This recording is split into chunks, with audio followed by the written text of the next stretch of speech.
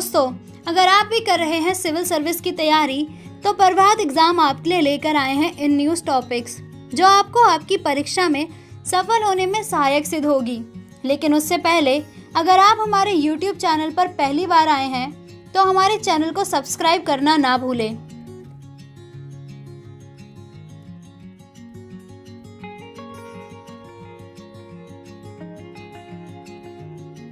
तो चलिए स्टार्ट करते हैं आज का इन न्यूज़ टॉपिक। अल्पसंख्यक समुदाय और केंद्र की शक्तियां, क्या है हालिया विवाद। राष्ट्रीय स्तर पर अल्पसंख्यक समुदाय को अधिसूचित करने की केंद्र की शक्ति को चुनौती देते हुए दायर की गई एक जनहित याचिका भारत के सर्वोच्च न्यायालय में विचाराधीन है। अल्पसंख्यक कौन है, किसके द्वारा अधिसूचित किया जाता है। राष्ट्रीय अल्पसंख्यक शैक्षणिक संस्था आयोग अधिनियम 2004 या NCMEI एक्ट 2004 की धारा 2F के अनुसार अल्पसंख्यक से इस अधिनियम के प्रयोजन के लिए वह समुदाय अभिप्रेरित है जो केंद्र सरकार द्वारा उस रूप में अधिसूचित किया जाए। राष्ट्रीय अल्पसंख्यक आयोग अधिनियम 1992 की धारा 2C में भी केंद्र सरकार के लिए इसी प्रकार की समान शक्तियां प्रदान की गई हैं। जनहित याचिका में क्या दिए गए हैं तर्क। NCMEI एक्ट 2004 की धारा 2F स्वैच्छिक है और संविधान के अनुच्छेद 14, 15, 21, 29 और 30 के विपरीत है।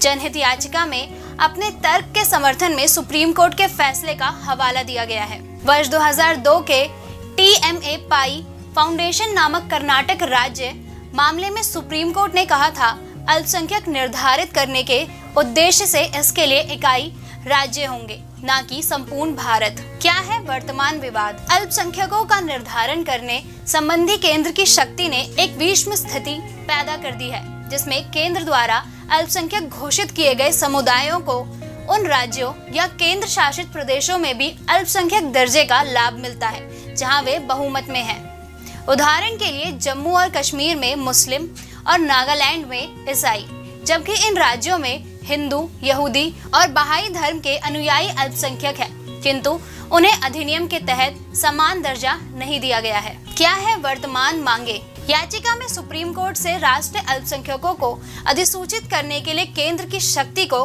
कम करने या केंद्र को हिंदू धर्म, बहाई धर्म और यहूदी धर्म के अनुयायियों को उन राज्यों या केंद्र शासित प्रदेशों में अल्पसंख्यकों के रूप में सुनिश्चित करने का निर्देश देने की मांग की गई है जहां वे वास्तव में संख्या में कम हैं।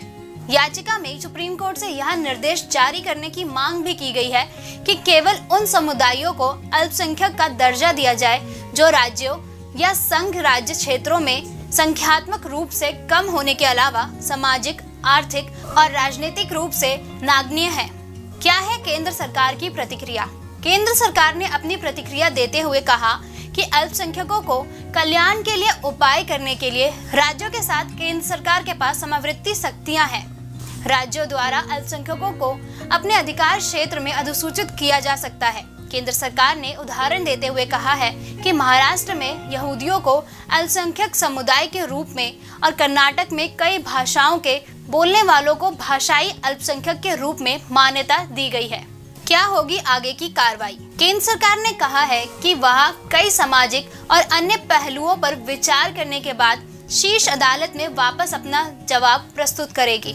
वर्तमान में भारत में अल्पसंख्यक समुदाय के अंतर्गत ईसाई, सिख, बौद्ध, पारसी, जैन और मुस्लिम वर्ग आते हैं।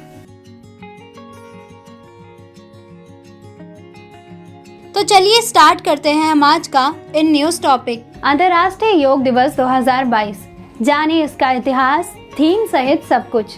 योग प्राचीन भारतीय परंपरा का एक अमूल्य उपहार है। योग न सिर्फ हमारे मस्तिष्क और आत्मा को शांत रखता है बल्कि यह हमारे शरीर के इम्यूनिटी सिस्टम को भी मजबूत करता है। शब्द योग संस्कृत मूल से लिया गया है जिसका अर्थ है जुड़ना या एकजुट होना। योग रोग की रोकथाम के लिए जाना जाता है। बता दें कि 8वां अंतर्राष्ट्रीय योग दिवस 2022 पूरी दुनिया में मानवता के लिए योग थीम के साथ मनाया जा रहा है, जिसकी घोषणा पीएम नरेंद्र मोदी ने 30 मई 2022 को अपने मन की बात कार्यक्रम में की थी। पीएम नरेंद्र मोदी ने अपने मन की बात कार्यक्रम में कहा था कि इस वर्ष की थीम को बहुत विचार विमर्श और परामर्श के बाद चुना गया था। यह थीम यह दर्शाती है कि कैसे योग ने कोविड-19 महामारी के दौरान कष्टों को कम करने में मानवता की सेवा की है। साथ ही यह कहा कि योग दया और करुणा के माध्यम से लोगों को एक साथ लाएगा और दुनिया भर में एकता की भावना को बढ़ावा देगा। पिछले साल के आयोजन का विषय योग फॉर वेलनेस था। अब तक रहे अंतर्राष्ट्रीय योग दिवस की थीम 2015 सद्भाव और शांति के लिए योग, 2016 युवाओं को कनेक्ट करें, 2017 स्वास्थ्य के लिए योग, 2018 शांति के लिए योग, 2019 पर्यावरण के लिए योग, 2020 घर पर योग और परिवार के साथ योग, 2021 योग फॉर वेलनेस, 2022 मानवता के लिए योग। यूएन के मुताबिक पूरी दुनिया के लिए अंतर्राष्ट्रीय योग दिवस 2022 की थीम मानवता के लिए योग यानी योग फॉर ह्यूमैनिटी रखी गई है। इस योग दिवस की थीम योग फॉर ह्यूमैनिटी भी कोविड-19 के प्रभाव को देखते हुए चुनी गई है, क्योंकि कोरोना महामारी ने न सिर्फ हमारे शारीरिक स्वास्थ्य को नुकसान पहुंचाया है, बल्कि चिंता, अवसाद जैसी मनोवैज्ञानिक और मानसिक समस्याएं भी दी हैं, जो कि इस समय मानवता के लिए सबसे बड़ी चुनौती है। वहीं योग का मूल सार सिर्फ शरीर को स्वस्थ रखना या फिर दिमाग व शरीर के बीच संतुलन बनाना नहीं है, बल्कि दुनिया में मानवीय रिश्तों के बीच संतुलन बनाना भी है। इसलिए ही मानवता के लिए योग का सहारा लिया जाना चाहिए। 21 जून को योग दिवस मनाने का छिपा हुआ कारण। हर साल 21 जून को योग दिवस मनाने के पीछे कारण यह भी माना जाता है कि 21 जून को ग्रीष्म संक्रांति को सूर्य दक्षिणायन हो जाता है और इसके बाद आने वाली पूर्णिमा को भगवान शिव ने अपने 7 शिष्यों को पहली बार योग की दीक्षा दी थी। हालांकि यह कारण पौराणिक और धार्मिक मान्यताओं पर आधारित है। अंतर्राष्ट्रीय योग दिवस का इतिहास। योग की उत्पत्ति हजारों साल पहले की है, जब लोगों के बीच धर्म की कोई अवधारणा नहीं थी। वेदों के अनुसार भगवान शिव पहले योगी थे और उन्होंने योग के अपने ज्ञान को 7 ऋषियों यानी सप्त ऋषियों को हस्तांतरित किया। यह भी माना जाता है कि सप्त ऋषियों ने योग के ज्ञान का प्रसार करने के लिए दुनिया के विभिन्न हिस्सों की यात्रा की। 27 सितंबर 2014 को प्रधानमंत्री नरेंद्र मोदी ने UNGA यानी यूएन महासभा में अंतर्राष्ट्रीय योग दिवस की अवधारणा का प्रस्ताव रखा। 11 दिसंबर 2014 को UNGA ने आधिकारिक तौर पर 21 जून को अंतर्राष्ट्रीय योग दिवस के रूप में घोषित किया।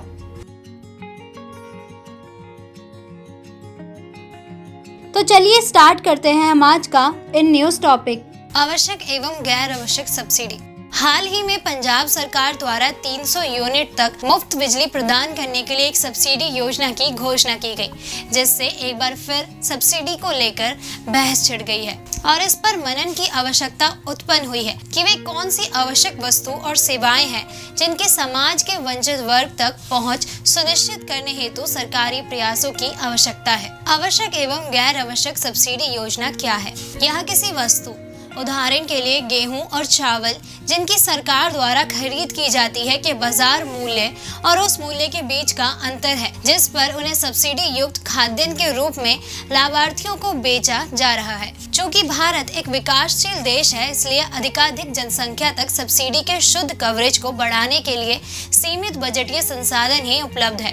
वर्ष 2022 से 2023 के केंद्रीय बजट में खाद्य सब्सिडी के लिए 6 लाख करोड़ रुपए आवंटित किए गए थे। कर रियायतों को देखें तो वर्ष 2018-19 और वर्ष 2019-20 में सकल घरेलू उत्पाद का लगभग 1.9% और 2.5% रही थी। भारत में लंबे समय से राजस्व और जीडीपी का अनुपात गतिहीन बना रहा है। वर्ष 2010-11 से वर्ष 2019-20 की अवधि में सकल घरेलू उत्पाद के सापेक्ष केंद्र और राज्य सरकारों की संयुक्त राजस्व प्राप्ति 4% से 20.3% के संकीर्ण दायरे में रही है, जबकि उल्लेखनीय है कि कई विकसित और उभरती बाजार अर्थव्यवस्थाओं में यह अनुपात बहुत अधिक होता है। वर्ष 2019 में यह अनुपात यूके के लिए 36%, यूएस के लिए 1%, स्वीडन के लिए 48.6%, नीदरलैंड के लिए 43.6% और ब्राजील के लिए 31.5% रहा था।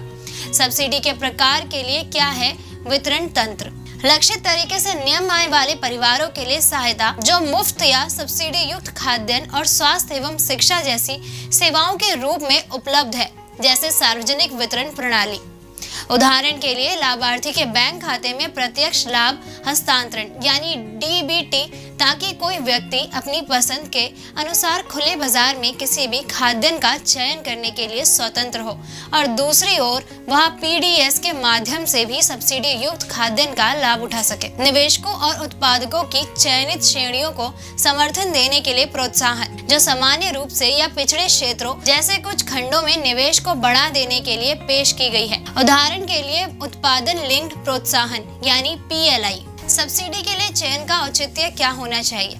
सीमित बजट, खराब लक्ष्यीकरण और लीकेज के साथ हमें उन वस्तुओं पर ध्यान केंद्रित करने की आवश्यकता है जिन्हें आवश्यक और उत्कृष्ट वस्तु माना जाता है। मुख्य रूप से खाद्यान्न सार्वजनिक वितरण प्रणाली के माध्यम से लक्षित समूह को अत्यधिक रियायतें मूल्यों पर प्रदान की जाती है। इसके अलावा इस बात के पर्याप्त परिणाम मिलते हैं कि इस तरह के वितरण ने गरीबी को कम करने में मदद की है।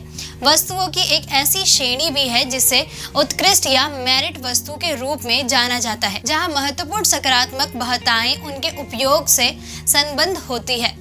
उदाहरण के लिए स्वास्थ्य और शिक्षा से संबंधित प्रावधान, जिसमें मध्याह्न भोजन और नाश्ता शामिल है। इन मामलों में ऐसी वस्तुओं के उपयोग का लाभ निकटस्थ उपभोक्ता से अधिक व्यापक समुदाय तथा प्रसारित होता है।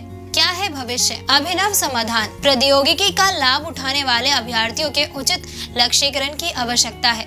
विनियमन निकाय, एक कुशल खरीद और सार्वजनिक वितरण प्रणाली स्थापित करने की आवश्यकता है जो खरीद और वितरण का प्रबंध करे। इससे लीकेज और परिहार्य प्रशासनिक लागत पर रोक लग सकती है। वस्तु और सेवाओं का चयन, समय की मांग है कि सब्सिडी को केवल आवश्यक और मेरिट वस्तुओं तक सीमित रखा जाए। राजकोषीय अवसर की कमी, वस्तुओं और सेवाओं पर बहुत ही कुशल एवं चयनित सब्सिडी प्रदान करने की आवश्यकता है, क्योंकि समग्र वित्तीय सहायता सीमित है। राजस्व का सृजन, केंद्र और राज्य दोनों स्तर पर सरकारों और उनके वित्तीय राजस्व को और सुदृढ़ करने के लिए पर्याप्त ध्यान देने की आवश्यकता है।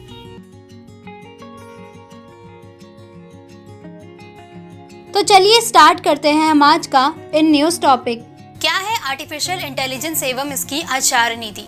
गूगल इंजीनियरों का दावा है कि डायलॉग एप्लीकेशन के लिए भाषा मॉडल यानी language for dialogue application LaMDA संवेदनशील आर्टिफिशियल इंटेलिजेंस है। इनका दावा है कि सीखने की गहन क्षमता युक्त इस तांत्रिक नेटवर्क में 7 या 8 साल के बच्चे का बोध होता है। इंजीनियरों का तर्क है कि लैम्डा का प्रयोग चालू करने से पहले सॉफ्टवेयर से सहमति प्राप्त करनी आवश्यक है। क्या है आर्टिफिशियल इंटेलिजेंस? कृत्रिम बुद्धिमत्ता अर्थात आर्टिफिशियल इंटेलिजेंस यानी एआई कंप्यूटर विज्ञान की एक शाखा है जो कि कंप्यूटर में बुद्धिमान व्यवहार का अनुकरण करने से संबंधित है। उदाहरण, फेसबुक का फेशियल रिकॉग्निशन सॉफ्टवेयर जो हमारे द्वारा पोस्ट की जाने वाली तस्वीरों में चेहरे की पहचान करता है। वॉइस रिकॉग्निशन सॉफ्टवेयर जो हमारे द्वारा एलेक्सा को दिए गए कमांड का अनुवाद करता है, आदि हमारे आसपास एआई के कुछ उदाहरण पहले से ही मौजूद हैं। कैसे काम करती है आर्टिफिशियल इंटेलिजेंस की बुद्धिमत्ता? मशीनों की बुद्धि का परीक्षण करने के लिए एलन टर्किंग ने एक व्यवहारिक समाधान तैयार किया था, जिसके अनुसार किसी कंप्यूटर को एक बंद कमरे में और इंसान को दूसरे कमरे में रखा जाए, और यदि मशीन और मानव के साथ वार्तालाप करने वाला एक पूछताछकर्ता उनके बीच भेदभाव नहीं कर सके तो कंप्यूटर को बुद्धिमान माना जाना चाहिए। आर्टिफिशियल इंटेलिजेंस का विरोधी नजरिया, कोई बच्चा एक भाषा अपने देखभालकर्ताओं के साथ घनिष्ठ संपर्क से सीखता है, न कि भारी मात्रा में भाषा डेटा हासिल करके। इसके अलावा क्या इंटेलिजेंस भावना के जैसे ही होगी? यह अभी तक संदिग्ध है। क्या आर्टिफिशियल इंटेलिजेंस तकनीक खतरनाक है? अनैतिक आर्टिफिशियल इंटेलिजेंस ऐतिहासिक पूर्वग्रह को कायम रखती है और हेट स्पीच का प्रभाव समाज के लिए वास्तविक खतरा पैदा कर सकता है। उदाहरण के लिए, यदि एआई को किसी पर्यवेक्षी भूमिका के लिए उम्मीदवार का चयन करना है तो महिलाएं और हाशिए के समुदाय शायद ही इसमें शामिल हो सकेंगे, क्योंकि आर्टिफिशियल इंटेलिजेंस सदियों पुराने डेटा का विश्लेषण करेगा जो इन वर्गों को बाहर कर देगा, क्योंकि उस समय में इस समुदाय के साथ भेदभाव किया जाता था।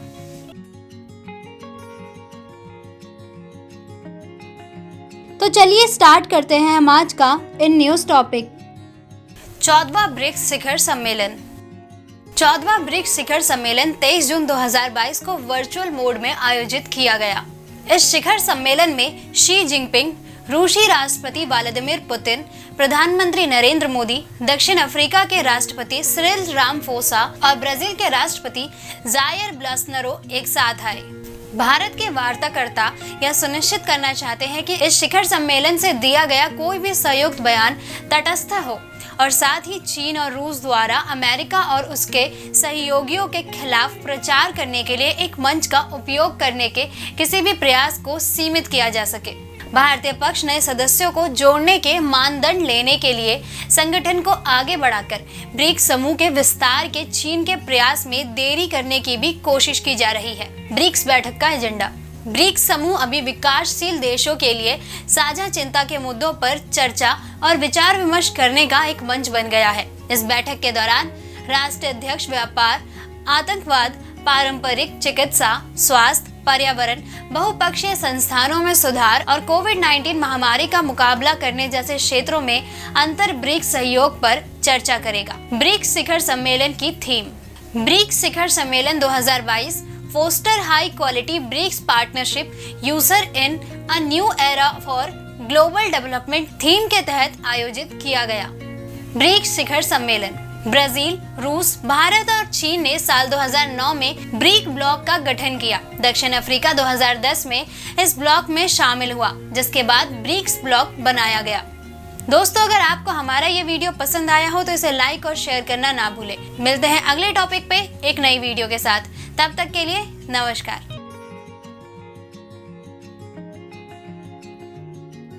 तो चलिए स्टार्ट करते हैं आज का इन न्यूज टॉपिक। क्यों चर्चा में है जलवायु परिवर्तन पर ब्रिक्स की उच्च स्तरीय बैठक। केंद्रीय पर्यावरण, वन एवं जलवायु परिवर्तन मंत्री ने 13 मई 2022 को वर्चुअली रूप से आयोजित ब्रिक्स की उच्च स्तरीय बैठक में हिस्सा लिया, जहां उन्होंने जलवायु परिवर्तन को संयुक्त रूप से संबोधित करने, निम्न कार्बन तथा अनुकूल संक्रमण में तेजी लाने वाले दृष्टिकोणों की खोज और सतत तथा विकास करने के लिए फोरम की प्रासंगिकता के बारे में भारत के प्रयासों को रेखांकित किया। बैठक की अध्यक्षता पीपल रिपब्लिक ऑफ चाइना ने की थी और इसमें ब्रिक्स देशों ब्राजील, रूस, भारत तथा दक्षिण अफ्रीका के पर्यावरण मंत्रियों ने भाग लिया था। क्या रही बैठक की मुख्य विशेषताएं? भारत ने अपने संबोधन में सावधानी पूर्वक खपत और अपशिष्ट में कमी पर आधारित स्थायी जीवन शैली को बढ़ावा देने सहित मजबूत जलवायु कार्रवाई के लिए भारत की प्रतिबद्धता को रेखांकित किया। भारत वर्तमान में अक्षय ऊर्जा, स्थायी वास, अतिरिक्त वन और वृक्ष आच्छादन के माध्यम से कार्बन सिंक निर्माण, सतत परिवहन में परिवर्तन, ई मोबिलिटी, जलवायु प्रतिबद्धताएं पूर्ण करने के लिए निजी क्षेत्र को प्रोत्साहित करने आदि के क्षेत्र में कई महत्वपूर्ण कदम उठाकर उदाहरण प्रस्तुत कर रहा है। भारत ने उत्तरोत्तर ग्रीन हाउस गैस उत्सर्जन से आर्थिक विकास को अलग करना जारी रखा है। विकासशील देशों का जलवायु कार्य का महत्वाकांक्षी कार्यान्वयन जलवायु परिवर्तन पर संयुक्त राष्ट्र फोरम, कन्वेंशन और पेरिस समझौते द्वारा अनिवार्य रूप से जलवायु वित्त, प्रौद्योगिकी हस्तांतरण तथा अन्य कार्यान्वयन समर्थन के महत्वाकांक्षी एवं पर्याप्त वितरण पर निर्भर है।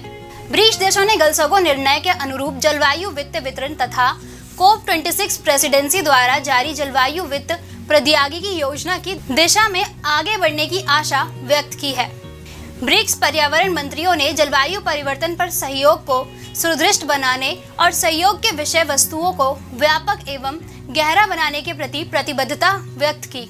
इसके अतिरिक्त इन देशों ने पर्यावरण और जलवायु परिवर्तन के क्षेत्रों में नीतिगत आदान प्रदान तथा सहयोग जारी रखने पर भी सहमति जताई। क्या है ब्रिक्स?